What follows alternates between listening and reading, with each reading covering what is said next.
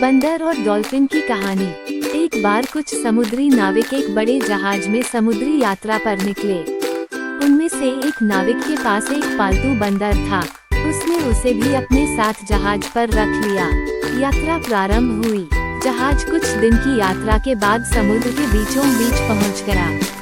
गंतव्य तक पहुंचने के लिए नाविकों को अभी भी कई दिनों की यात्रा करनी थी। इतने दिनों तक मौसम नाविकों के लिए अच्छा रहा था, लेकिन एक दिन समुद्र में भयंकर तूफान आ गया। तूफान इतना तेज था कि नाविकों का जहाज टूट गया।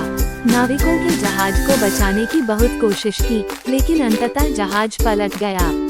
नाविक अपनी जान बचाने के लिए समुद्र में तैरने लगे। बंदर भी पानी में जा गिरा था। उसे तैरना नहीं आता था। वो डूबने लगा और उसे अपनी मौत सामने नजर आने लगी। वो अपनी जान बचने के लिए चीख पुकार मचाने लगा। उसी समय एक डॉल्फिन वहां से गुजरी। उसने बंदर को डूबते हुए देखा तो उसके पास गई और उसे अपनी पीठ में बिठा लिया।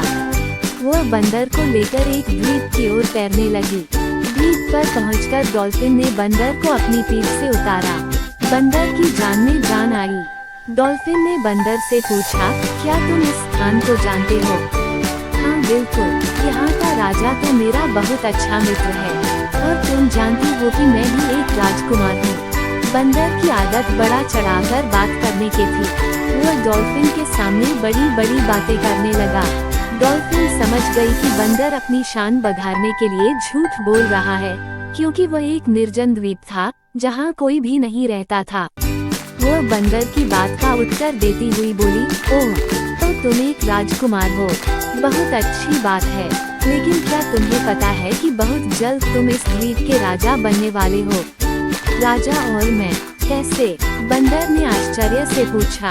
वो इसलिए कि तुम द्वीप पर एकलौते प्राणी हो, इसलिए बड़े आराम से यहाँ के राजा बन सकते हो। मैं जा रही हूँ, अब तुम अपना राजपाट संभालो। इतना कहकर डॉल्फिन तैरकर वहाँ से दूर जाने लगी। बंदर पुकारता रह गया और उसने झूठ और शेखी से नाराज डॉल्फिन उसे वहीं छोड़कर चली गई।